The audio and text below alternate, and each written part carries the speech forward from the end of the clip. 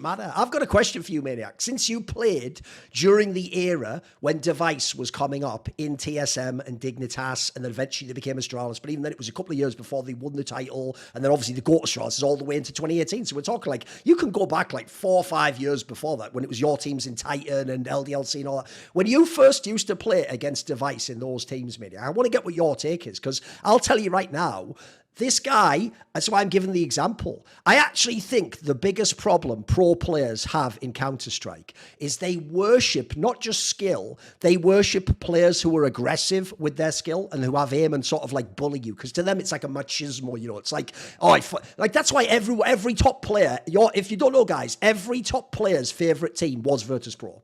For that reason alone, because everyone thought they played like real men and they fucking went in there, and even if they were losing, they'd fucking like fight tooth and nail and they'd try some ballsy play and they'd take on some crazy aim duel. But I have to say, before the TSM team, and especially dev1ce, before they were winning often, Maniac, there were loads of top pros that I won't mention, who when I would talk to them privately, were like, nah, that dev1ce is fucking overrated. All he's doing is eco fucking hunting to get his stats up, or, he just saves the AWP every time instead of going for the 1v2. Or even TSM as a team, they'd be like, they're just chokers, they'll never win. Like, was there ever a sense like that in your teams? I mean, you had Kenny S, he's like the opposite of dev1ce. Did people ever think dev1ce was overrated or anything like that?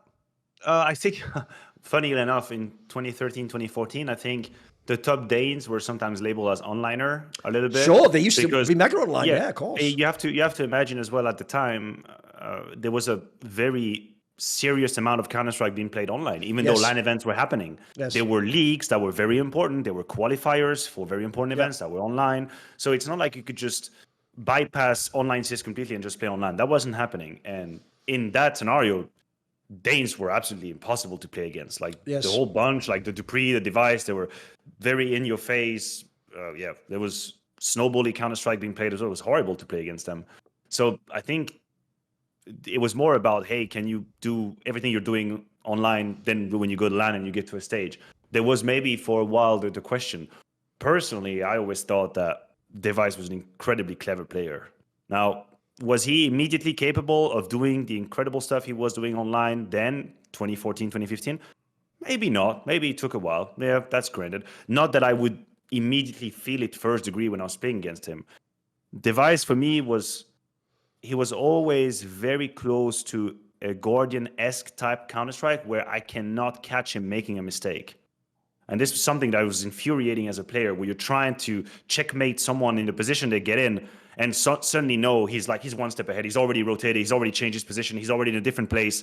And he's had, I mean, again, like on LAN as well, I can't remember some of the key finals where he choked, because the joke is I was playing at the time, so I wasn't exactly paying the same kind of attention to what was happening from the outside, But in my eyes, I feel like you were walking into his line of sight, you were dead.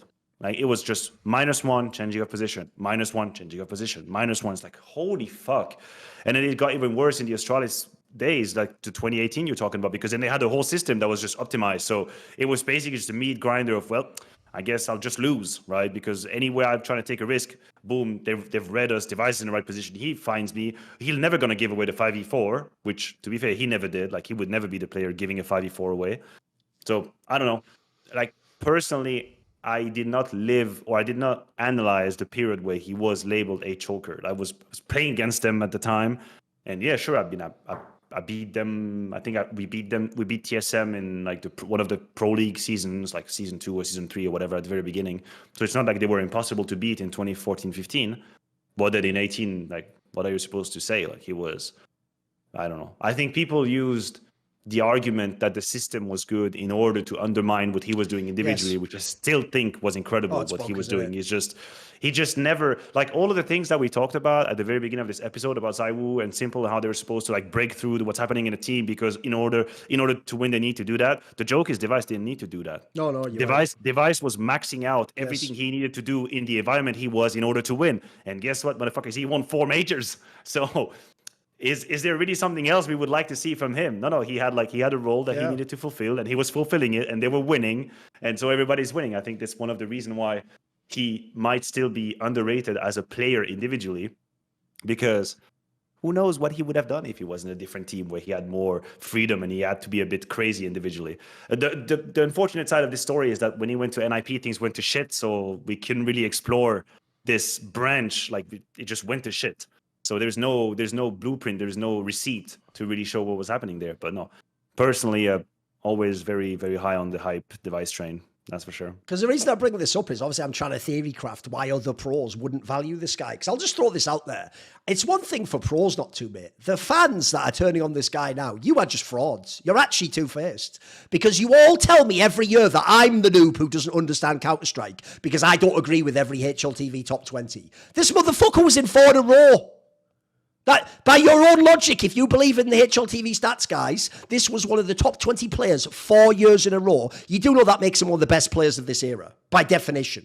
Like, you think how, Maniac, think how few people get to be, like, top fucking 20. And he wasn't even in the best teams, mate. He wasn't on, like, the teams winning all the lands. He just, every year, no matter what team, on Complexity, on the Glaive Astralis, fucking every version of the squad, think of all those dodgy players Astralis had throughout the time he came to this squad. It didn't matter who they put in the lineup, he just fragged.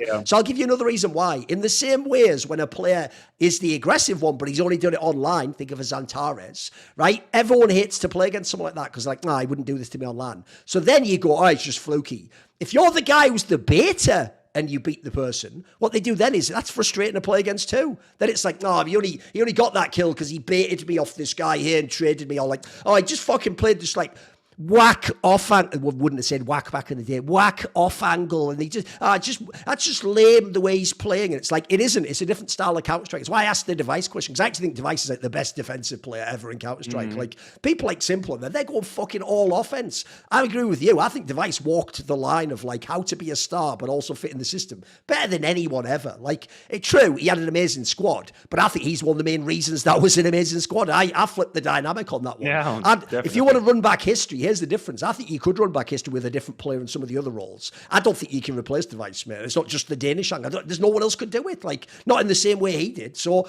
what I would also say as well is that, like, I just feel like pro players have the weirdest ways of like deciding who's good. Like it's a bit like, I'll give you the obvious social example that this happens with. North American CS is probably the worst scene ever for people when they get to the level where you finally can scrim against like Team Liquid and Call. They just all talk mad shit in all the scrims in WorldSea, right? And then what happens is they think like, I'm proving I'm good. And it's like, no, all those players now hate you, not irrationally, totally rationally, to the extent that you have to literally be like twice as good as them before they want to recruit you. Because otherwise, their brain tells them, I want to diminish this motherfucker. He's annoying me right now. He's only just got here now. He's had one scrim against me and he's chatting shit. Like, you know what? This is why people like Smoothie, by the way, have had a very hard career. It's nothing to do with your skills. Your skills would have already gotten you the gig. Your mouth talked you out of it. Because I'll give you the other example for me. Here's another one where everyone in history is a fucking genius, but right now they're not a genius maniac. It's Magisk. Because I'll tell you what, bro, when he was out of North and he was in that Optic team, there was no one in the world saying this guy should be in Astralis. Everyone was done with him because if you remember, also a bit of a passive player, right? Yeah, not a super aggro player. Then think now. Everyone's telling you now he's trashing Falcons. They should kick off the squad. But the joke is when he's winning in Astralis, when he's winning in Vita, everyone, oh, great player. Oh, it's so underrated. It's like you guys can't see it because when he's not on those teams, you think he's just a bomb. So to me, unfortunately, I think any player that has like a Beatty style, I think that essentially, unless you're really good friends with pros, they're going to hate your guts. In the same way as on the other end, they can hate the Stewie 2K who's too aggro and, you know, doing all crazy moves. They hate that too because they feel like they're being cheated in some fucked up way. Pros are so weird. You know this, maniac. Like, even that shit talk angle is a real thing. It can actually put people off just playing with somebody even if he's mega, right? No, I know. I think sometimes it is pretty hard to like remain objective on like the same. If we're talking about Blame, I mean, there are moments, and there were multiple moments where I was watching him play, and I was thinking, holy shit! If you would have just risked that duel, this was the only way for you to win the round. So like, again, I do agree with you, and I think socially speaking, like the baiting style has a very negative sort of approach and scent to it. It's just a fact. But I also think that it shouldn't discourage us from like being critical of when it's overly done. And I think Blamef probably burned himself a couple times in his career doing that and then receiving that moniker.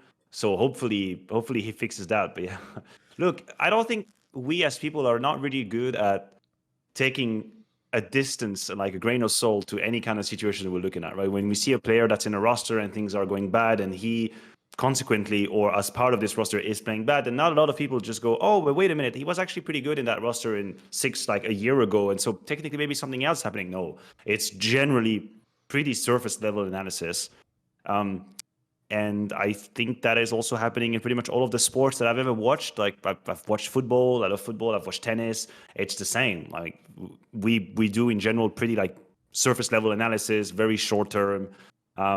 So that's why I guess shows like these, Counterpoint, for example, is important to actually reflect on whatever the hell is going on in a team that isn't winning and whatever doesn't exactly meet the eye immediately. And the people that are interested in that then are the people that are going to watch this episode and like try to interact with us as well. And some other people would just say, fuck with Jisk, kick him out. It's like, well, I cannot force you to look back and have like a deeper analysis of the situation. If that's what you want, if you're just consuming at first degree, yeah, I mean, I can watch Falcons play, I can watch them lose, I can watch them just have 3 kills on the second map against VP in Bedboom, and I can just say, washed, kicked.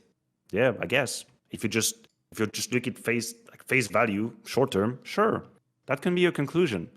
That's just not the way I look at the game. See more cool, funny, interesting clips based on topics from my content? Well, subscribe to this channel then, or, be a pleb and don't.